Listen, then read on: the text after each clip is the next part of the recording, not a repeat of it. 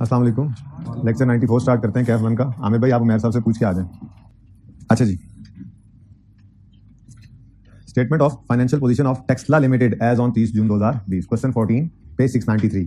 ये हम करने लगे हैं आज। बेस्ट क्वेश्चन है इस वक्त किताब के अंदर मौजूद, इससे अच्छा सवाल करना, ठीक है।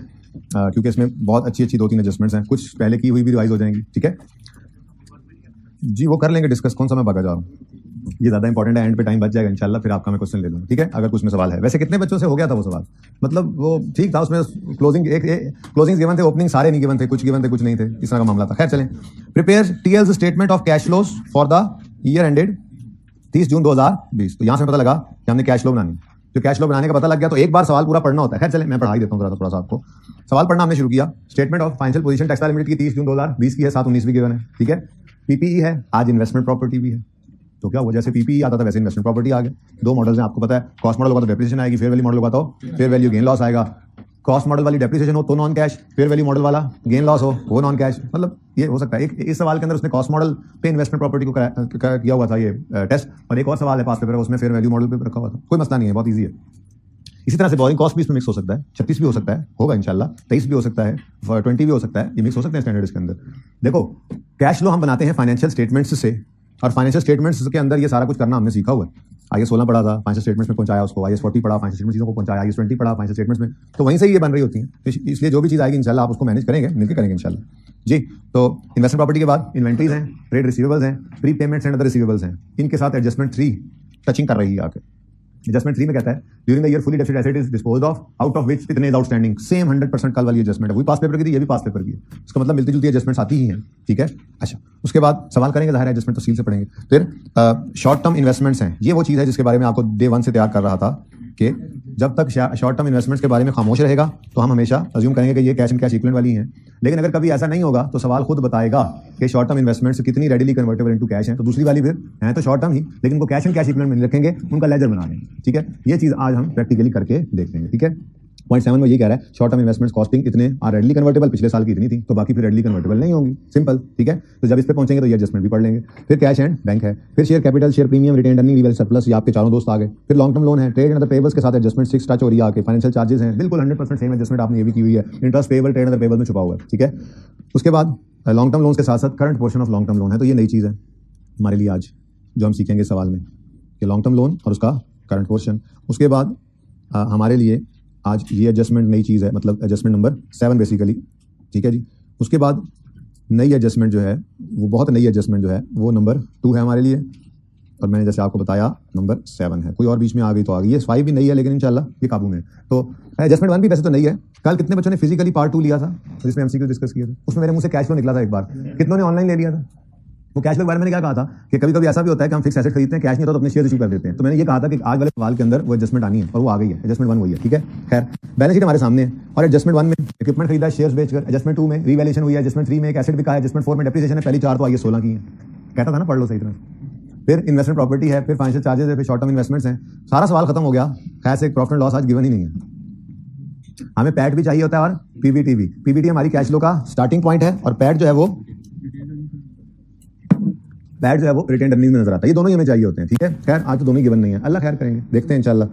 सवाल से कभी ऐसे परेशान नहीं होना, ओए इनकम स्टेटमेंट ही नहीं गिवन सर, हम तो सवाल ही पर्चे में छोड़ा है, क्यों सर इनकम स्टेटमेंट ही नहीं गिवन थी। भैया किसी ने कहा था कि इनकम स्टेटमेंट से शुरू करो, हम तो हमेशा हर सवाल एक ही तरीके से करते थे, और जहां जहां बैलेंसेस हमें मिलते थे ओपनिंग या क्लोजिंग उनके हम लेजर्स ओपन करते थे, ठीक है ना। अब सवाल ये पढ़ लिया तो रिक्वायरमेंट आपने पढ़ी हुई थी कि कैश फ्लो स्टेटमेंट बनानी है आपने, तो ये फॉर्मेट आपने कैश फ्लो स्टेटमेंट का अपने पास ओपन करना, ठीक है जी।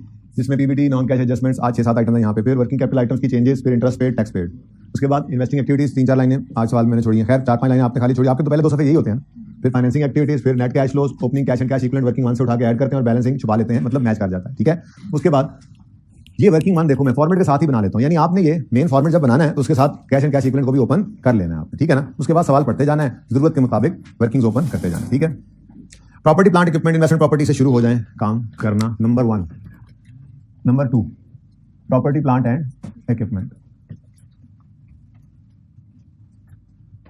ओपनिंग बताइएगा 1200 और क्लोजिंग 1619। नेक्स्ट है जी इन्वेस्टमेंट प्रॉपर्टी।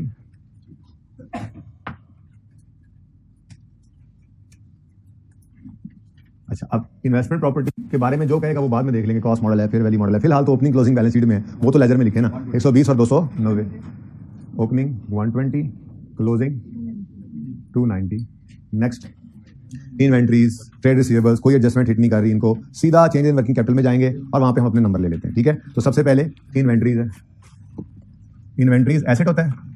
अच्छा, ये बढ़ रहा है या कम हो रहा है? बढ़ रहा है तो डेबिट। दूसरा इम्पैक्ट कैश को करेंगे। अच्छा, अब आज ना थोड़ा सा फिर साथ बैठ गए और फिर बोल रहे हो, और आज अगर आप लोग बोले ना भाई मैंने क्लास से निकाल देना है, साफ सुथरी बात है, ठीक है, किसी भी वजह से बोले जी। अच्छा, अब भाई पर्चे के अंदर ना हमने बताना होता है, हारून आप भी इसमें शामिल हो, पर्चे के अंदर हमने, मैं बता रहा हूँ, बताना होता है कि ये फिगर कैसे निकली एग्जामिनर को, ठीक है ना। तो आज एक स्टेप अब मैं आगे बढ़ा रहा हूँ, ये दो फिगर्स लिख लिया करो, जैसे आपने डिफरेंस कैलकुलेटर पे निकाला ना, वो फेस पे लिख के बताना है। ये कोई मसला नहीं है, 180 माइनस 205 लिख रहे हो, 205 माइनस 180 लिख रहे हो, कोई इससे सरोकार हमें नहीं है, बस वो दो फिगर्स लिखो जिनका डिफरेंस यहाँ पे नजर आना चाहिए। ठीक है, तो कोई एक तरतीब रख लेना हमेशा, क्लोजिंग माइनस ओपनिंग कर लेना, ओपनिंग माइनस क्लोजिंग, ये आपकी मर्जी की बात है, कोई एक तरतीब रख लो, लेकिन ये काम करके दिखा दो। क्लोजिंग कितना है जी? 2, ओपनिंग कितना है? अगर किसी ने 180 माइनस 205 लिखना है वो भी लिख सकता है। मसला ये है कि जो फिगर है उसका प्लस माइनस हमने अपने रूल के हिसाब से करना है, लेकिन यहां पर वो दो फिगर्स लिख देनी है आज के बाद। ठीक है, बोलो 20। क्यों? क्योंकि इन्वेंट्रीज बढ़ी है, डेबिट, तो कैश क्या हो गया? क्रेडिट। ठीक है, नेक्स्ट ट्रेड।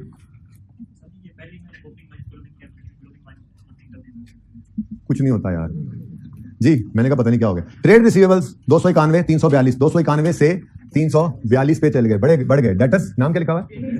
ट्रेड, वही नाम लिखना है, बस ये ध्यान रख लेना। ट्रेड रिसीवेबल्स हैं और बढ़ रहे हैं, कम हो रहे हैं? बढ़ रहे हैं, बढ़ेंगे तो एसेट को बढ़ाना है, डेबिट, और कैश क्या होगा? क्रेडिट। अब वो फिगर जो दोनों हैं, ओपनिंग पहले लिख लो बेशक तुम, और क्लोजिंग बाद में लिख लो, कोई मसला नहीं जी। ये क्लोजिंग है, चलो आपने नहीं चेंज किया, और मैंने तो कहा भाई क्लिक कर देते हैं हम चेंज, कोई फर्क नहीं पड़ता। ठीक है जी, 51 बस बता दो, ये दो चीजों का डिफरेंस है। ठीक है, next pre payments and other receivables, जाना तो इन्होंने भी उधर ही है, लेकिन आपको पता है ये बीमार है। ठीक है, तो बेड नंबर 4 पे इस मरीज को ले आए। Pre payments and other receivables as per question given है हमें क्वेश्चन में, लेकिन इनमें सवाल पढ़ते हुए ये आइडिया होता है ना कि ये एडजस्टमेंट उसको हिट करके सवाल पढ़ के, मैंने कहा था फॉर्मेट बना के फिर हम सवाल शुरू करते हैं। लेट्स से सवाल पढ़ के भी ये समझ नहीं आई थी और आपने यहाँ डायरेक्ट लिख दिया था, बाद में पता लग गया, काट दो, क्या मसला है, वर्किंग करो और फिर सही करके फिगर ले जाओ, इसमें कौन सी ऐसी बड़ी बात है। ठीक है, तो एज पर क्वेश्चन हम यहाँ पर ले लेंगे, एज पर क्वेश्चन, क्लोजिंग और ओपनिंग, पहले दोनों लिख लें दो जी। ओपनिंग बता दें 20, क्लोजिंग 14। ठीक है जी जी। ओके, नेक्स्ट क्या है? Short term investment. अब आज से पहले ये शॉर्ट टर्म इन्वेस्टमेंट सीधी जाया करती थी कैश एंड कैश इक्विवेलेंट में। आज कोई एडजस्ट बारे में भी हमने पढ़ी थी, इसलिए हमने कहा था जब इस पे पहुंचेंगे तो एडजस्टमेंट साथ पढ़ेंगे। ठीक है, तो हम चले गए एडजस्टमेंट नंबर 7 में आज डायरेक्ट। पहले कहता जी short term investments amounting to 35 million are readily convertible to cash. तो इसका मतलब फिर बाकी वो रेडिली कन्वर्टेबल नहीं है, लेकिन है तो शॉर्ट टर्म इन्वेस्टमेंट ही ना। हो सकता है वो कुछ ऐसी इन्वेस्टमेंट्स हो, ठीक है, लाइक रिसीवेबल हो, ठीक है, 6 महीने बाद पैसे मिलने हो, होता है ना। ठीक है, तो शॉर्ट टर्म इन्वेस्टमेंट्स के अंदर उन्हें शायद रिसीवेबल या कोई और छोटी मोटी इन्वेस्टमेंट, ऐसे पैसे हैं जो रेडिली कन्वर्टेबल इनटू कैश नहीं है, लेकिन है शॉर्ट टर्म। क्या मतलब? 5 साल से कम हर चीज शॉर्ट टर्म ही है ना। अब रेडिली क्या है? मैंने आपको कहा था कि अभी अगर मुझे कोई जरूरत पड़े तो ये मेरा कैश में कन्वर्ट हो जाए। हो सकता है वो ऐसा ना हो, 6 महीने बाद हो सकता हो, फिर रेडिली कन्वर्टेबल तो ना रहा, लेकिन है तो शॉर्ट टर्म। ठीक है, बहरहाल इस 60 में से कितना जी 35 जो है उसके बारे में कहा जा रहा है कि 35 रेडिली कन्वर्टेबल इनटू कैश है। अगर ये रेडिली कन्वर्टेबल इनटू कैश है तो ये वर्किंग 1 में चला जाएगा, लेकिन जो बाकी है वो कितना है? 45। ये बैलेंसिंग है, ये बैलेंसिंग फिगर के लिए अब हम आज लेजर बनाएंगे। पहली बार इसको लेजर में ले आएंगे, नहीं है वर्किंग 1 तो कैश एंड कैश इक्विवेलेंट भी नहीं है, ये बिल्कुल इन्वेस्टमेंट इनकम जैसा लेजर बन जाएगा। इन्वेस्टमेंट इनकम का लेजर बनाया था ना हमने क्वालिटी एंटरप्राइजेज में, बिल्कुल वैसा ही। ठीक है, लेकिन बच्चों उसने आगे ब्रैकेट डाल दी थी कि 19 में भी ऐसा ही हुआ, यानी पिछले साल का जो क्लोजिंग है, जिस साल ओपनिंग नजर आ रहा है, उसमें से भी 20 क्या था? रेडिली कन्वर्टेबल इनटू कैश था। तो अगर ये 20 रेडिली कन्वर्टेबल इनटू कैश है तो ये तो चला जाएगा वर्किंग 1 में, ओपनिंग है। लेकिन जो बाकी है कितना? ये 28 क्या है? बैलेंसिंग। इसके लिए तो लेजर ओपन हो ही गया, उसका ओपनिंग और क्लोजिंग बनता है। ठीक है, तो ये काम कर ही देते हैं फिर, ताकि ये 60 और 48 का खाता तो खत्म हो। तो 35 और 20 ये सवाल में गिवन है। ये क्या है? Short term investments. ये शॉर्ट टर्म इन्वेस्टमेंट्स हमारी कैश एंड कैश इक्विवेलेंट में आ गई जी। ओपनिंग कितना? 20, क्लोजिंग ये सवाल में गिवन था। ठीक है, हाँ, लेकिन इसमें से जो बच गया है उसको मैंने क्या कहा है? उसको लेजर में फेंक दो। ठीक है, तो लेजर में फेंकते हैं जी। लेजर का नाम रख लेते हैं शॉर्ट टर्म इन्वेस्टमेंट, बाद में इनकम शिनकम कहना हुआ तो वो भी कह लेंगे, फिलहाल तो बस जान चुराओ जरा ये एडजस्टमेंट से एक दफा। तो शॉर्ट टर्म इन्वेस्टमेंट्स ओपनिंग नहीं, लेकिन ये 28 कैसे निकला ये आपने बताना है। ठीक है ना, बैलेंस शीट के फेस पे क्या गिवन है? 48। इसमें से आपने 20 जो उसने बताया था वो लिख दिया है कैश एंड कैश इक्विवेलेंट में, तो यहाँ पे बाकी 28 इस लेजर में आया, ऐसे बता देना ना एग्जामिनर को, ठीक है। इसी तरह से क्लोजिंग सवाल ने बताया था 60 माइनस 35 है, 60 उसने दिया था कि शॉर्ट टर्म इन्वेस्टमेंट्स हैं, उसमें से उसने कहा 35 रेडिली कन्वर्टेबल टू कैश है, तो हमने कहा बाकी भी इधर ले आओ 25, ठीक है जी। और एंड पे क्या है जी, कैश एंड बैंक बैलेंसेस 6 और 24, कैश एंड बैंक 6 24, ठीक है जी। मैंने लाइन लगा दी, आप ना लगाएं अभी, वैसे और कुछ है नहीं, चलो जरा बाद में फिर उस वक्त सवाल बंदा बैलेंस कर रहा होता है तो फिर लाइनें थोड़ी लगाने लग जाता है, कोई चीज़ आ गई तो ऐड कर देंगे, वैसे है कोई नहीं, मैंने पिछली क्लास में कराया सवाल। अच्छा जी, लेकिन आधा एंड पे टोटल करना होता है ना, आधा 2-3-4 लाइनें छोड़ी होती हैं इसके लिए। आगे बढ़ो जी, share capital, share premium, retained, earnings, इवेंट, सरप्लस, चारों दोस्त आ जाएंगे जी। वो इनकम है ना, चलो उसको भी कर लेते हैं, अब इसको इनकम का लेजर ही समझो। फिर आप ये कह रहे हो कि एडजस्टमेंट, मैं तो ये कह रहा था कि एडजस्टमेंट को एंड पे पढ़ लेते। Investment income for the year amounted to 6 million. अब ये इनकम है, हमें तो कैश चाहिए होता है, आपको पता है, इन्वेस्टमेंट इनकम नहीं, cash received from investment income, याद है ना, क्वालिटी एंटरप्राइजेस। तो ये उस जैसा ही सवाल मैंने बना दिया बस, ठीक है। ये जो शॉर्ट टर्म इन्वेस्टमेंट है ना, इसी के अंदर ही आप इनकम फेंक दो, जान छुड़ाओ किसी भी और तरीके से, चलो जवाब यही आ जाना एंड पे, लेकिन ये आसान तरीका क्या मतलब, मैं यूं कह देता हूं ये फिर शायद मेरा रिसीवेबल टाइप है, इसी के अंदर कैश, इसी के अंदर इनकम डाल दो। कैश इनकम के लेजर में कैश किस तरफ आता है, क्रेडिट साइड पर, मुझे नहीं पता, लेकिन सवाल ने मुझे बताया है कि investment income profit and loss वाली जो फिगर है वो 6 है। चलो अब एंड पे बैलेंस करेंगे, अब इससे ज्यादा नहीं। वैसे तो मैं कह रहा था कि एंड पे आकर यहाँ पे लिख लेंगे, खैर चलो आप लोगों ने अब दिया है तो मैंने ये एडजस्टमेंट अब टिक कर ली है, अब इस एडजस्टमेंट से मैंने कुछ नहीं निकालना एंड पे जा, ठीक है। Now this adjustment is done and dusted and we are here, we will open these 1 2 3 4 ledgers. हरी आप share capital, share premium, retained earnings,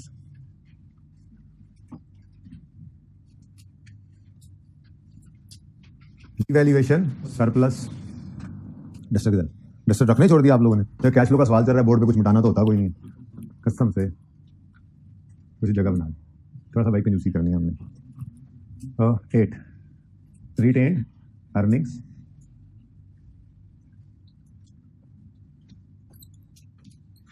जी रिटेन्ड अर्निंग्स ओपनिंग, अच्छा बता दूं, बाद में बताना है, आप इकट्ठे करेंगे। और रीवैल्यूएशन सरप्लस,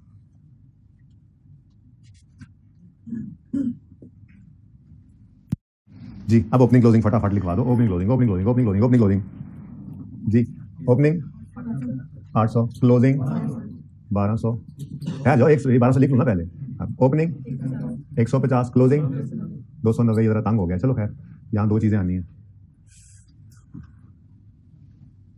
आपको क्या मतलब, आपके पास तो खुला रजिस्टर है, जहां तक मर्जी ले जाओ। नेक्स्ट 90, अच्छा वैसे एक बात ज़हन में आ रही है, 90 ओनली 90, अच्छा वैसे एक बात ज़हन में आ रही है, अगर जो कभी सवाल के अंदर होमवर्क में टेस्ट में कभी हो जाता है ऐसा कि यहाँ पर वो रिटेन्ड अर्निंग्स नेगेटिव दिखा देता है, उसका मतलब क्या होता है, नहीं होता, मतलब क्या होता है कि लॉसेज इकट्ठे हुए पड़े हैं, एक्यूमुलेटेड अर्निंग्स, एक्यूमुलेटेड प्रॉफिट्स की वजह एक्यूमुलेटेड लॉसेज हैं, लॉसेज आते रहे कई साल, यहाँ तक कि यहाँ पे वो प्रॉफिट्स दिखा गया और नेगेटिव अब नजर आ रहे हैं, तो ऐसा हो सकता है। तो ऐसी सूरत के अंदर क्या करना है, ऐसी सूरत के अंदर क्या करना है, आपने रिटेन अर्निंग का लेजर जब बनाना है तो ओपनिंग डेबिट साइड पे आ जाएगा, और क्लोजिंग भी अगर नेगेटिव या तो डेबिट वो इधर क्लोजिंग आएगा। अगर ऐसा भी हो सकता है कि ओपनिंग नेगेटिव था लेकिन इस साल इतने प्रॉफिट्स आए कि वो ठीक हो गया, तो फिर ओपनिंग भी तरफ क्लोजिंग भी, तो इट कैन हैपन, ज़हनी तौर पे तैयार कर रहा हूँ, ठीक है, पर ऐसा है नहीं। अच्छा next revaluation surplus, opening 200, closing 215, long term loan और इसका current portion. Now this is again a new concept. जी बच्चों, ये 2 अलग अलग चीजें होती हैं, आपको पता ही है, एक होता है लोन और एक दूसरी चीज अलग से होती है उसका करंट पोर्शन, है ना, नहीं गलत बात की मैंने, आपने यस बोल दिया, ये एक ही लोन है, एक ही लोन था। एग्जाम्पल मैंने ये बनाई पिछली क्लास में कि हमने 100 रुपए का एक लोन लिया था और हर साल 10-10 करके उसने 10 साल में रीपे होना था, ठीक है, सही है। पहले साल में हमने 10 रुपए पे कर दिए तो हमारा क्लोजिंग लोन कितना नजर आ रहा है, 90। अब IS1 आगे बढ़ा था और उसने कहा था देखो भाई ये 90 सारे का सारा ना करंट है ना सारे का सारा नॉन करंट है, इस 90 को तोड़ो, ये बताओ कि पहले यहाँ 31 दिसंबर 20 पे खड़े होकर अगले एक साल में कितना आपने पे कर देना है। हमने कहा जी 10, उसने कहा जी ये करंट पोर्शन है और बाकी सारा नॉन करंट, ठीक है। तो हम यहाँ पे आए, हमने यहाँ पे आकर लिखा 10 और फिर हमने यूँ लिखा था 90 - 10 80, और फिर हमने यूं कहा था भाई यार ये सारा एक ही लोन है, सिर्फ इसकी प्रेजेंटेशन क्या है अलग अलग। ये तो नहीं कह सकते कि ये 10 रुपए कोई शॉर्ट टर्म लोन है, ये कोई और चीज तो नहीं है ना, ये वही 90 का लोन, लेजर का क्लोजिंग 90 ही था जब शुरू में पहले बार करवाया था, उसको फिर बैलेंस शीट में प्रेजेंट किया था हमने अलग अलग करके। ये चीज़ सिर्फ इतनी सी चीज़ है, यानी कि हमने यूँ भी कहा था कि ये देखो ये दोनों असल में तो ये 90 का लोन है, मैंने यूँ कहा था कि ये 90 का लोन है, बस अलग अलग प्रेजेंट हुआ है। तो जब हमने कैश फ्लो का सवाल करना है तो लेजर अकेला ही बनाना है, इकट्ठा ही बनाना है, ये अलग अलग पड़े होंगे, इनको हमेशा क्या कर दिया करना है, ऐड। और ये एडजस्टमेंट भी एक दफ़ा सिखाई है, अब आपको कई दफ़ा देखने को मिलेगी ऐसी एडजस्टमेंट, ठीक है। तो ये समझ आइए बात, लोन एक ही था, लोन वो 100 वाला ही है जो हमारे ऊपर कंधों के ऊपर ईयर एंड पे कितना पड़ा हुआ है, 90 का लोन, 90 की ऑब्लिगेशन है। बस उस ऑब्लिगेशन को हमने प्रेजेंट करते हुए बताया था कि इसमें से 10 रुपए हम अगले 1 साल में उतार डालेंगे और बाकी उससे भी बाद। तो है तो ये एक ही लोन 90 वाला। अब्दुल्ला आप भी इन्हीं में शामिल हो निकलने वालों में, अब बता दूं, ऐलान कर रहा हूं साथ साथ, ये जो बस्ता बे वाले हैं जी, 4 शेड्यूल वाले जी, तो ये क्या है, एक ही लोन है 90 मिलियन का, इसमें से 10 भी लोन है लॉन्ग टर्म ही, 80 भी लोन है लॉन्ग टर्म ही, बस प्रेजेंट अलग अलग किया हुआ है कि 90 के लोन में से 10, 90 के लॉन्ग टर्म लोन में से 10 का लॉन्ग टर्म लोन हमने अगले साल में पे कर देना, इसलिए उसको शॉर्ट टर्म में शो किया, और 90 के लॉन्ग टर्म लोन में से 80 का लॉन्ग टर्म लोन वो लॉन्ग टर्म में ही शो किया क्योंकि वो अगले साल में पे नहीं करना। लेकिन जब कैश फ्लो का सवाल आता है तो हमें चाहिए होता है लोन, ताकि पता लगे कितना उस पर कैश आया, नया लोन लिया या कितना कैश रीपे हुआ। तो हम हमेशा क्या किया करेंगे, हम इस लोन के लॉन्ग टर्म पोर्शन और करंट पोर्शन को हमेशा ऐड कर दिया करेंगे। क्या किया करेंगे, और ये मुफ्त के नंबर हैं, ये एडजस्टमेंट इतनी ही आसान है, ठीक है जी। इन दोनों को क्या किया आपने, ऐड, और इधर इनको भी क्या कर दिया, ऐड। डन जी, ओके जी। क्या ऐसा होता है, क्या ये 90 होता है, किसने बोला, क्या ये 90 होता है? करंट पोर्शन अलग करने का मतलब ही यही है कि ये 90 का लोन में से 10 करंट है, बाकी 80 नॉन करंट है, ये पूरा लोन 90 है। ये बैलेंस शीट बनाई हुई है उसने भाई, ये बैलेंस शीट बना के दी हुई है उसने, तो उसमें उसने प्रेजेंट किया हुआ, ठीक है, ओके डन जी। तो लॉन्ग टर्म लोन इधर बना देते हैं, नंबर 10। लॉन्ग टर्म लोन थोड़ा शरीफ सा लेजर होता है, होमवर्क में आज शायद थोड़ा सा ये बिफरे, होमवर्क के सवाल में, वैसे तो अभी तक शरीफ सा होता है लेजर। अब ब्रॉड डाउन एग्जामिनर को बताना है आपने कैसे बनाया आपने। ओपनिंग ये ओपनिंग है 445 लॉन्ग टर्म था, और 60 445 प्लस 60 505, क्लोजिंग 367 जमा 78, क्लोजिंग 367 प्लस 78 डबल 45। अच्छा ठीक है जी, balance sheet is over, no not over, trade the papers हैं लेकिन बीमार हैं, बीमारी भी पता है आपको। ये एडजस्टमेंट आपने की, अब देख लो, ये 2020 में ये सवाल आया 17 नंबर का, एडजस्टमेंट्स वही हैं जो हम कर बैठे हैं। तो एक दो एडजस्टमेंट बरकत के लिए ऐसी होंगी, आज वाले सवाल में भी, ये वाला सवाल जो है, एक दो एडजस्टमेंट ऐसी होंगी होमवर्क के अंदर, आप इस लेवल पे पहुंच गए आप इससे अगला सवाल खुद कर रहे हैं, फंस जाएंगे, परेशान होंगे, कोई बात नहीं, फोकस इस पे करना कि पासिंग मार्क्स इसमें लेने कैसे हैं, वो आपको मिलेंगे इंशाल्लाह, जैसा भी सवाल होगा, ठीक है ना। टफ क्वेश्चन आपको होमवर्क में दे दिया, इस काबिल हैं आप। वैसे मैंने मंडे को इनडायरेक्ट मेथड छोड़ देना है, ये सोचा है, क्योंकि अब तैयारी तो हो गई हुई है, लेकिन फिर भी हो सकता है मैं एक दिन और बढ़ाऊं और डायरेक्ट मेथड जो है वो ट्यूसडे को जाके शुरू करूं, लेकिन टर्म टेस्ट के अंदर सिर्फ इनडायरेक्ट मेथड आएगा। जी भाई सवाल है आपका कोई? जी नहीं, वो उन्होंने बैलेंस करके दिया होगा, ये बैलेंस शीट आपने बनाई है, ये उन्होंने बनाई है जी। जी हाँ जरूरी है। अच्छा जी, मतलब आप कैश फ्लो को खाली छोड़ के आना चाह रहे हैं, बैलेंस कुछ नहीं करें, मतलब नहीं, मतलब आप ये कह रहे हैं कि मैं ये लेजर बस खाली छोड़ के आऊंगा, फिर नहीं, मैं उसको कहने दो ना करो, एक आधा नंबर उसका कटेगा जो उसने रखा होगा, हर चीज का नंबर है ना, हर जगह का नंबर है, ठीक है। अच्छा जी, ट्रेड एंड द पेबल्स में एडजस्टमेंट क्या है, number 6, financial charges for the year of interest दिया हुआ है, इंटरेस्ट पेबल कहता है जी, ट्रेड एंड द पेबल में पढ़ा हमने, का कोई नहीं, इंशाल्लाह इसका नंबर भी आएगा, फिलहाल तो इसको यहाँ लिखें, बेड नंबर 11 पे इसको लेके आए, trade and other payable, closing, opening, as per question. रोज ये सवाल सर, रोज ये बोर हो गए आप तो, कुछ तो और हो, बड़ा दिल कर रहा है इसीलिए कि मंडे को मैं डायरेक्ट मैथड शुरू कर दूं, देखूंगा वो तो मैं बताऊंगा, क्योंकि मंडे वाला दिन जो इस पे लगाना है वो अगर मंडे को नहीं लगेगा तो बाद में लगेगा, लगना तो होता ही है वो, ठीक है, जो दिन लगाना है वो लगाना है। 120 144 बोर होने लग गए इस टॉपिक से, यही तो सर अच्छा लग रहा है क्योंकि ये सारा समझ आ जाता है, कोई बात नहीं, लो ये एडजस्टमेंट 1 फिर कर दो अगर समझ आ जाता है तो।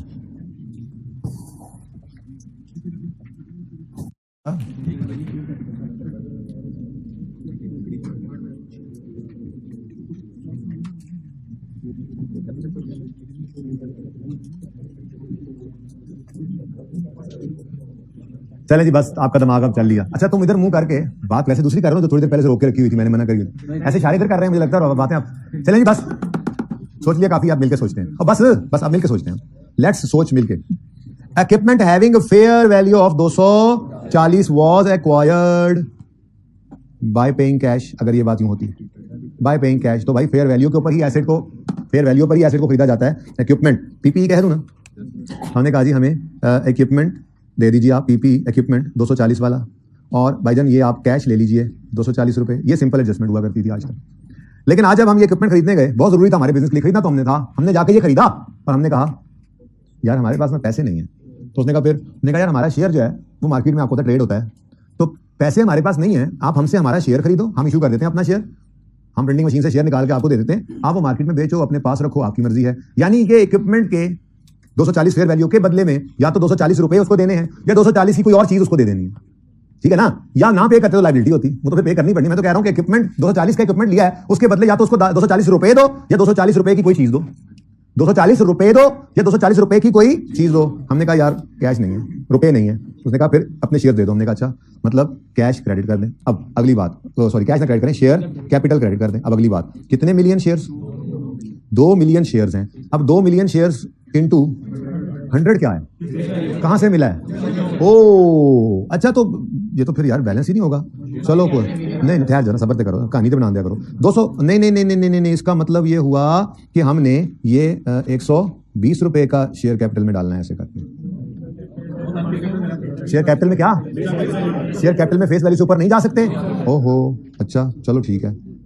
अब फिर आपकी बातें मैं मानी जा रहा हूं सारी, फिर आप देख लो 100 जी।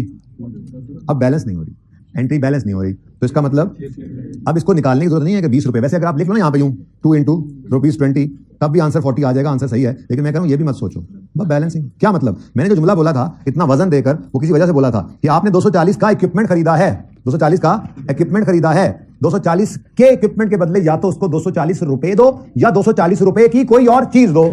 अब आपने जो अपना शेयर दिया है वो उस दिन 100 रुपए पे ट्रेड नहीं हो रहा था, 120 रुपए पे ट्रेड हो रहा होगा ना, तो आपने उसको 120 रुपए का एक शेयर दिया, तो आपने 240 मिलियन रुपीस अगर देने थे उसकी जगह पे शेयर दिए हैं, तो इसका मतलब आपने कितने दिए?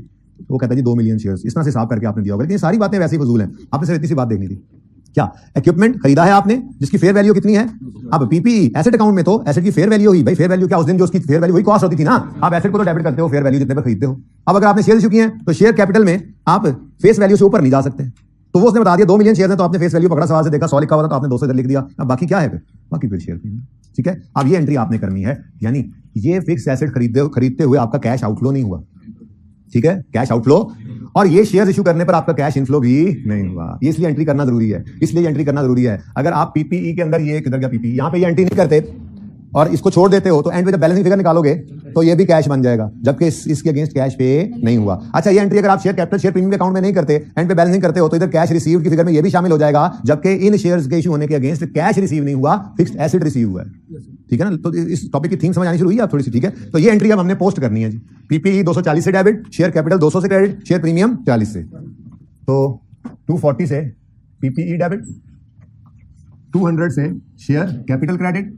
40 से शेयर प्रीमियम। यहां पे भी लिख दो पीपीई, यहां पे भी लिख दो पीपीई, और यहां पे आपकी मर्जी है, आप शेयर्स लिख दो, share capital and share premium लिख दो। ऐसे करके मैंने आपको एंट्री करनी सिखाई भी हुई है पहले, जब सिंपल हम एसेट के अंदर एडिशन लेते थे। मैंने कहा था कि जी आपका लेट्स से कोई प्लांट है, ये प्लांट आपने खरीदा 100 रुपए का, लेकिन आपने अभी तक इसके 70 रुपए दिए हैं, बाकी 30 क्या है, पेएबल।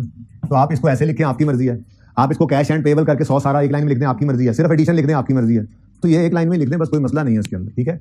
बाकी कोई अलग अलग लिखना चाहे उसको भी इजाजत है। वो यहाँ पे लिखता शेयर कैपिटल 200, वहां से नजर आता, शेयर प्रीमियम 40 वहां से नजर आता। दोनों सूरतों के अंदर ये कैश नहीं बनना था बस, ठीक है। तो मैंने जरा सिंपल रखा ताकि आपकी जनरल एंट्री भी बन जाए। PPE debit 240, share capital 200, share premium 40 से क्रेडिट। ये नई एडजस्टमेंट थी जी, मुबारक हो, आज आपने एक नई एडजस्टमेंट की। पिलानी बनती है इस पर, तो एडजस्टमेंट भी नहीं करवाऊँ, चाय भी पिलाऊँ। अच्छा जी, लो जी लो जी लो जी, आ गई वो एडजस्टमेंट जिसका था इंतजार, और आप कल से मैं वाकई इंतजार कर रहा था इसका। चलो जी शुरू करो, पढ़ो और कुछ कर दो, सोच तो लो, कम से कम 1 मिनट सोचो तो सही। ऐसी एडजस्टमेंट भी सवाल के अंदर ही होती हैं जिनको मैनेज करना होता है आपने।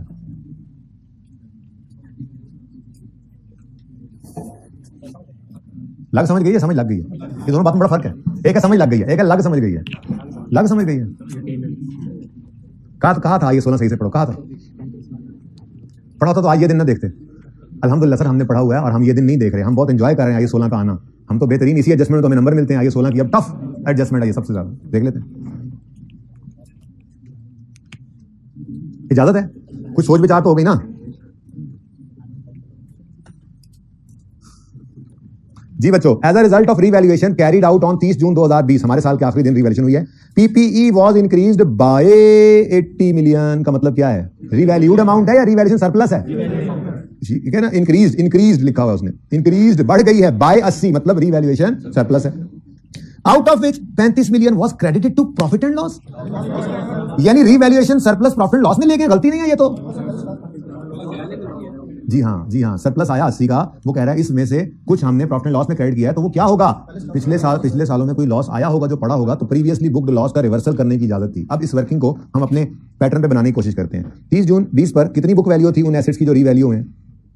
हाँ 1200 नहीं लिख लेना, वो ओपनिंग है, और वैसे भी वो सारे पीपीई हैं, पता नहीं बाद में इक्विपमेंट खरीदा भी हुआ है, क्लोजिंग डेट पे कौन सा रीवैल्यू और कौन सा हमें ये नहीं पता, ठीक है ना। तो मुझे नहीं पता पीपीई बुक वैल्यू का, मुझे ये पता है कि सरप्लस कोई नहीं था, क्योंकि वो कह रहा है पहले कोई लॉस पड़ा था, ये वो कह रहा है, ठीक है। अब क्या हुआ, सरप्लस आया, मुझे ये भी नहीं पता थी, पता नहीं कितनी रीवैल्यूड अमाउंट है, पता नहीं कितनी बुक वैल्यू, लेकिन ये वो कह रहा है कि रीवैल्यूएशन हुई है और 80 मिलियन से पीपीई बढ़ा है, 80 मिलियन से पीपीई बढ़ा है। हमने कहा मतलब ये तो 80 सरप्लस हो गया, और वो कह रहा है साथ में out of which 35 was credit to profit और लॉस, मतलब इसने जाकर ये 35 रिवर्स किया और बाकी का 45 चला जाएगा रीवैल्यूएशन। और शुक्र है साल के आखिरी दिन है, अब इसकी ट्रांसफर वगैरह हम ढूंढने नहीं बैठ जाएंगे। हाँ सवाल में अगर ओवर ट्रांसफर की एंट्री हुई तो वो देख लेंगे सरप्लस के लेजर से बैलेंस करके, ठीक है। तो this was a very good adjustment. अब हम एंट्री ओपनिंग की करते थे या क्लोजिंग की करते थे? क्लोजिंग की। बेशरम सुन तो लो क्या बात कर रहा हूं यार, इससे वैसे माइंड तो नहीं करते इस बात। ओपनिंग की एंट्री भी नहीं करते, क्लोजिंग की एंट्री भी नहीं करते, इस फिगर की एंट्री करते हैं, कुछ भी बोल देते हो। चलो आप चलो शाबाश, चलो मेरे बच्चों शाबाश, मुझे एंट्री करके दिखाओ। वो कह रहा है ये एंट्री भी आप हमसे पूछेंगे, हमसे ये एंट्री पूछेंगे, हमने पढ़ा है आगे 16, हम वो नहीं है कि जिनको ये दिन देखना पड़ रहा है जी। तो पीपीई डेबिट, पहले पीपीई डेबिट कर लो।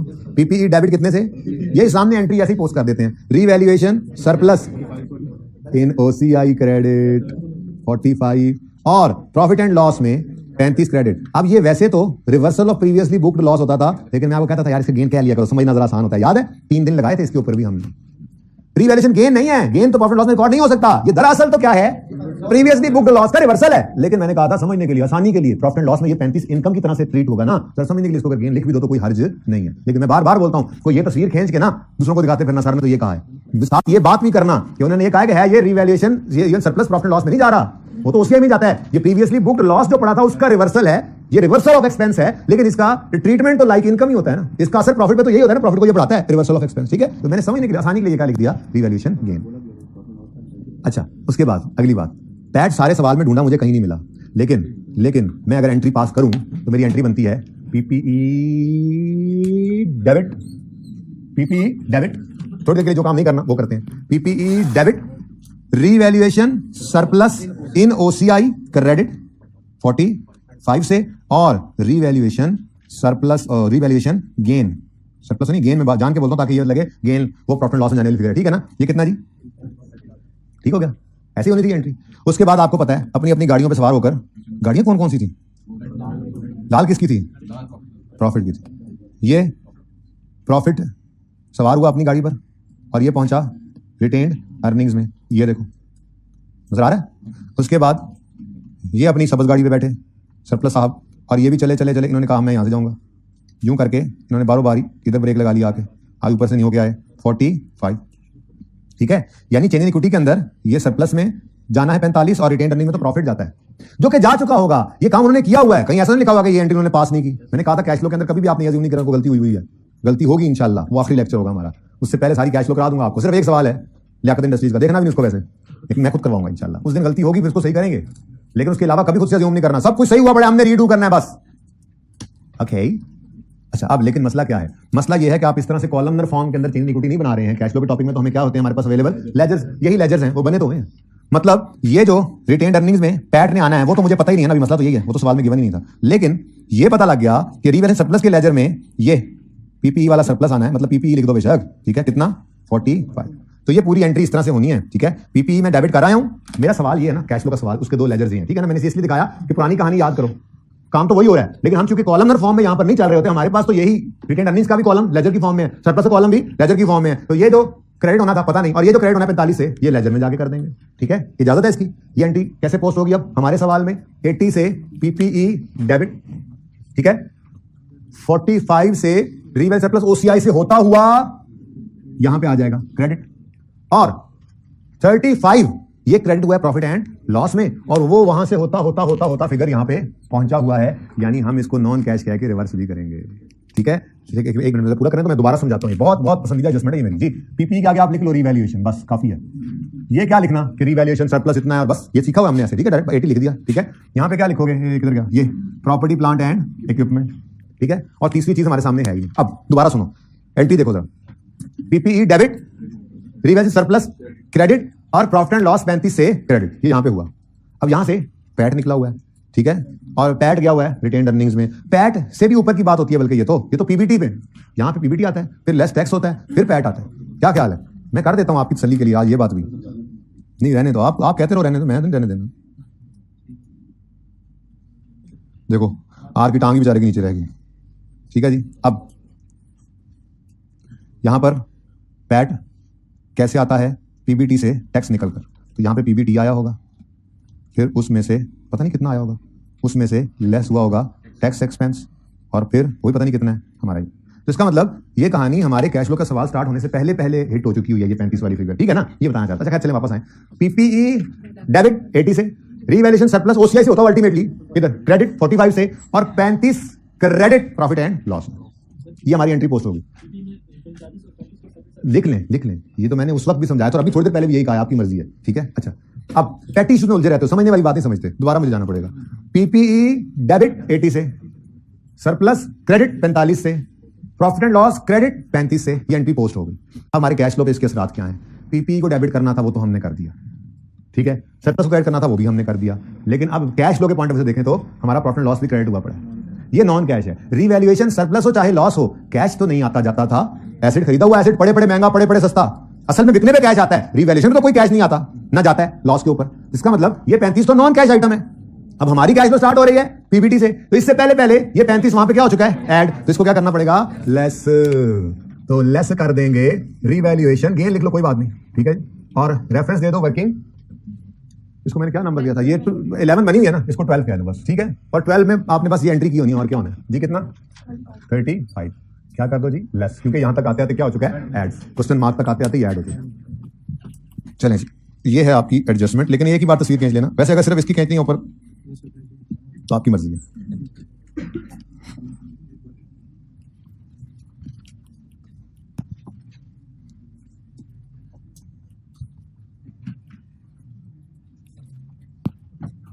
जल्दी खींच तस्वीर,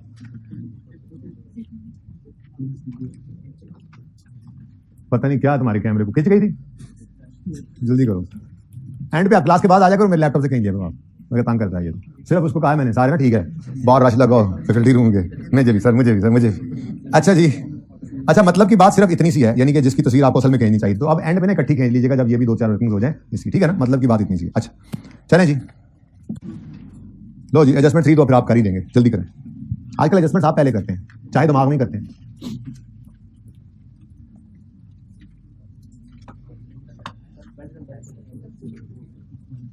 बेड नंबर आ गया, ओ यानी आपने वायरस को पकड़ लिया है, आप इलाज करना, वायरस को पकड़ लिया। ये डिस्कशन जो मैं इजाजत देता हूँ, ये हल्की फुल्की इजाजत होती है करने की, ठीक है, फायदा मंद बहुत होती है, आपका दिमाग चलता है, मैंने करवा दिया बस, समझ लिया, चले गए। अच्छा अब आपस की बातें दूसरी भी शुरू कर दी, जिससे सुबह से रुके हुए थे।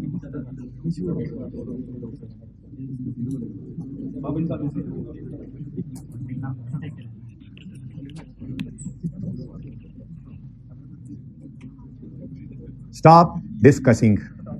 During the year, fully depreciated item of PPE. Fully depreciated का मतलब तो बताओ पहले। भाई बोल रहे हैं जी इसकी बुक वैल्यू 0 हो, हम उसे फुली डेप्रिशिएट कहते हैं। मैं कहता हूँ एक और बात भी हो सकती है, जिसकी कॉस्ट बराबर हो अक्यूमुलेटेड। अच्छा अब मजे की बात ये होती है कि फुली डेप्रिशिएटेड एसेट पर हमें 1 रुपया भी मिल जाए तो वो भी गेन है, क्योंकि हम गेन है। हमारी किताबों के अंदर एक चीज सिफर वैल्यू रखती है, देखो बुक वैल्यू क्या है उसकी, सिफर। अगर जो चीज हमारी किताबों में सिफर वैल्यू पर पड़ी है उसका 1 रुपया भी मिल गया तो वो क्या हमारा गेन है, ठीक है। अच्छा अब during the year fully depreciated item of PPE costing 36 was sold for 8, आगे ना जाए, बात सोल्ड फॉर 8 बिका है, डिस्पोजल आया है तो डिस्पोजल का अकाउंट बन गया। अब कॉस्ट कितनी है इसकी 36 मिलियन, और अक्यूमुलेटेड डेप्रिसिएशन कितनी है वो भी 36। अब अगर एसेट अकाउंट कॉस्ट पे होता, ओहो लिखा ही नहीं मैंने ये बुक वैल्यू पे आज, क्योंकि कोई जगह ऐसी नजर नहीं आई जहां से हमें डाटा मिल जाए और हम एक्यूमुलेशन अलग कर सकें, ठीक है। एसेट अकाउंट अगर कॉस्ट पे बन रहा होता, अक्यूमुलेटेड डेप्रिसिएशन अलग पड़ा होता, तो हम एसेट अकाउंट में से क्रेडिट करते हैं 3600, और उसको डिस्पोजल अकाउंट में डेबिट करते, फिर अक्यूमुलेशन अकाउंट जो बन रहा होता उसमें से 36 को डेबिट करते और वो 36 क्रेडिट हो जाता। यहाँ भी 36, यहाँ भी 36, वही बुक वैल्यू 0। लेकिन एसेट अकाउंट कॉस्ट पे होता तो ऐसा करना पड़ता, कॉस्ट निकालनी पड़ती एसेट अकाउंट में से उसकी जो 36 पड़ी है, और अक्यूमुलेशन के अंदर उसकी 36 डेप्रिसिएशन पड़ी होती, वो भी निकालनी पड़ती, मजबूरी थी।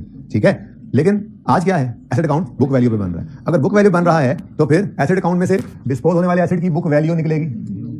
मैं लिख इसलिए रहा हूं 36 माइनस 36 0, ताकि आपको पता तो हो कि ये हुआ क्या, डिस्पोजल हमने रिकॉर्ड किया है। ठीक है, लेकिन एसेट अकाउंट में से क्योंकि एसेट अकाउंट डिस्पोजल ये बुक वैल्यू बन रहा है तो डिस्पोजल की भी हमने क्या निकालनी है, यहां से बुक वैल्यू। तो ये 0 हुआ एसेट अकाउंट में से क्रेडिट और डिस्पोजल अकाउंट में हो गया डेबिट। कोई जरूरत नहीं थी इसको लिखने की, पर्चे में आप ना लिखें, मैं तो आपको समझाने के लिए लिख देता हूं कि ये हुआ है। ठीक है, वॉज सोल्ड फॉर 8 मिलियन। लो जी चुप करके बता दो, क्या इसमें कोई 1 रुपए का भी नुकसान हुआ है? अभी सब्र करो, आगे नहीं। ठीक है, ये सारे का सारा क्या है वजह, ये बताइए आपको। फुली डेप्रिसिएटेड एसेट जो है वो हमारे हिसाब से कुछ भी नहीं है, उसकी वैल्यू, उसका 1 रुपया भी मिले तो वो गेन है, 8 मिले तो 8 गेन, तो गेन आ गया भाई, गेन आ गया कितना 8। ये कहां जाता है? प्रॉफिट एंड लॉस में। गेन पे तो कोई असर नहीं पड़ता। ठीक है, अच्छा अब अगली बात, सवाल में आगे हमने देखा बढ़ के, तो वो कहने लगा बिका तो ये 8 मिलियन का था, for 8 million out of which 3 is still outstanding. मतलब 8 रिसीव नहीं हुआ, 8 में से 3 अभी मिलेबल है, तो फिर मिल कितना गया?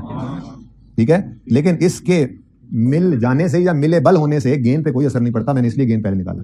आपने एसिड बेचा है, 8 रुपए का गेन है, वो पैसे अभी आ गए सारे, अभी सारे के सारे नहीं आए, या कुछ अभी आगे कुछ फिर आ जाएंगे, इससे गेन की सेहत पे कोई असर नहीं पड़ना। यहां पे सिर्फ रिसीवेबल 8 हो सकता था, यहां पे सिर्फ कैश 8 हो सकता था, यहां पे कुछ कैश कुछ रिसीवेबल भी है, गेन में कोई असर नहीं पड़ेगा, गेन 8 ही रहना। ठीक है, लेकिन हमें यह पता लगा कि ये क्या है, रिसीवेबल।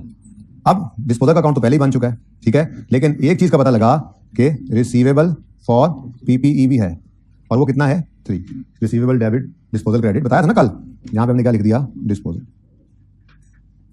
ठीक है, अब स्टेप 1 ये नंबर ले लो, कैश और गेन। कितना आसान टॉपिक है, मुफ्त के नंबर पड़े होते हैं। कहां पे? बुक वैल्यू पर नहीं है, कॉस्ट पर है, कॉस्ट पर है, अलग करो। मैंने कहा ना बुक वैल्यू पे है, आप कहते हो नहीं कॉस्ट पे है, तो बुक वैल्यू पे नहीं है, कॉस्ट पे है, तो अक्यूमुलेशन अलग करो फिर। अच्छा चलो, आपको डेप्रिसिएशन होती नहीं है इसमें, ये बिजनेस ही को नहीं होता, और वैसे भी उसने अगले पॉइंट में डेफिनेशन भी बताई हुई है। तो मैंने एक जुमला बोला था थोड़ी देर पहले कि मुमकिन नहीं, इस जो मैंने बुक वैल्यू बोला इसी के साथ में कुछ और भी बोल रहा था, वो नहीं सुना आपने। वो ये था कि कहीं कोई बात ऐसी नहीं है जिससे मुमकिन हो कि मैं कॉस्ट और अक्यूमुलेशन अलग कर सकूं, इसलिए मैंने इसको बुक वैल्यू पे रखना है, मजबूरी है, बफलो ब्राउन है। अच्छा जी, नंबर लेने जा रहे थे हम मुफ्त के। ये 5 इन्वेस्टमेंट एक्टिविटी में और ये 8 ऑपरेटिंग में। 8 को रिवर्स करो, कैश को रिकॉर्ड करो, प्रॉफिट की फिगर तक आते आते ये गेन क्या हो चुका है, क्या कर दो, कल यहां सारे एडेड आ रहे थे, आज सारे लेस लेस, चलो किस्मत की बात है। वर्किंग नंबर कितना 8। अच्छा, उसके बाद इन्वेस्टिंग एक्टिविटीज में cash received on disposal of PPE, लेकिन इसके लिए भी वर्किंग 13 का रेफरेंस दो, क्योंकि सवाल में 8 लिखा हुआ था, 5 तो आपने वहीं पे निकाला, यहां या तो फिर यहां पे कर दो 8 - 3, या वही रेफरेंस दे दो बस। 5 का इनफ्लो है, पैसे आए हैं, एसिड बिका है तो पैसा आया है। अच्छा, अभी अगली मुसीबत पड़ गई, इसको भी सही कर ही लो। ओपनिंग कितना रिसीवेबल था? किसने कहा? सवाल ने कहा कि ड्यूरिंग द ईयर ये एसेट बिका है, जिसमें से 3 जो है वो अभी तक आउटस्टैंडिंग है, रिसीवेबल है। तो इस साल बिका है ना, तो इस एसेट के रिसीवेबल का कोई ताल्लुक पिछले साल से तो नहीं होना था। ठीक है, अनलेस वो कहता पिछले साल में भी कोई एसेट बिका तो उसका रिसीवेबल था, फिर ओपनिंग भी लिख देते। तो इसी साल एसेट बिका है, ओपनिंग में कोई रिसीवेबल नहीं था, लेकिन इस साल ये 3 के बारे में कह रहा है, 3 के बारे में कह रहा है कि अभी भी आउटस्टैंडिंग है। इसका मतलब कि ये बैलेंसिंग यही निकल रहा है, कैश तो कुछ भी नहीं आया, कैश यहाँ पे 0 है। ये 3 का 3 क्या है? अब अगला मसला हुआ, वो कह रहा है रिसीवेबल है, वो कह रहा है रिसीवेबल है। हमने कहा अच्छा अगर रिसीवेबल है तो कहां है? तो उसने कहा ढूंढ लो। बात समझ आई? अब ये तीसरा दिन हो गया एडजस्टमेंट को, ठीक है ना। वो क्या कह रहा है? स्टिल आउटस्टैंडिंग रिसीवेबल है। अब ये नहीं अज्यूम करना रिकॉर्ड नहीं हुआ, ये तो गलती है, मैंने कहा कोई गलती अज्यूम नहीं करनी। वो कह रहा है रिसीवेबल है तो है, अगर रिसीवेबल है तो कहां है? हमने कहा कहां है? उसने कहा ढूंढ लो ढूंढ लो। हमने यूं ढूंढना शुरू किया, हमने कहा हाँ ये एक ऐसी जगह हो सकती है जहां पर ये पड़ा हो सकता है, उसके अलावा तो नहीं। ये अदर रिसीवेबल बहुत सारी चीजें क्लब हुई पड़ी होती हैं। पीपीई में तो नॉन करंट एसेट्स ही हैं, इधर इन्वेस्टमेंट प्रॉपर्टी, यहाँ इन्वेंट्रीज ही हैं, यहाँ ट्रेड रिसीवेबल नाम लिखा हुआ स्पेसिफिकली, ठीक है। यहाँ शॉर्ट टर्म इन्वेस्टमेंट, यहाँ कैश एंड बैंक है, लेकिन यहाँ पे उन्होंने क्या बोला है? प्री पेमेंट्स हैं और चंद नामालूम रिसीवेबल्स हैं। अब उनमें एक हमारा भी हो सकता है, तो यहीं पर ही पड़ा हो सकता है, इसलिए हमने इसको कहा था चलो इसको भी बेड नंबर 4 पे ले जाएं। तो वही है ना 14 और 20 पेमेंट, ये pre payments and other receivables में हम कह रहे हैं ये रिसीवेबल फ्रॉम प्लांट पड़ा है। रिसीवेबल फॉर प्लांट जो है इसको निकाल दो, यहाँ ये निकालो receivable for PPE, sorry plant नहीं पीपीई। और ठीक है, वर्किंग का रेफरेंस क्या दें? तो सवाल के अंदर ही गिवन था, यहाँ पे लिखो 0, यहाँ पे 3, ये 20 और ये 11। अब अपना काम करो। Prepayment and other receivables asset है, prepayment and other receivable asset है और कम हो रहा है, कम होगा तो क्रेडिट, ठीक है जी। तो कैश पे क्या इंपैक्ट डलेगा, कितने से, अब इसको भी बता दो कैसे किया आपने, 20 - 11, साथ ही उसे कहो ये 20 11 भी देख रहे हैं ना अगर भाईजान, मेहरबान, कदरदान, तो वर्किंग फोर में जाके देखिएगा। आपको सवाल से नहीं मिलना ये, ठीक है, ये दोनों फिगर्स, ओके डन। सवाल नहीं खत्म हो रहा, पार्ट 2 शुरू कर दें। इधर लाके पता है क्यों, क्योंकि ये एडजस्टमेंट बच्चे करेंगे 4 और 5, तब तक हम पार्ट 2 शुरू कर लेते हैं।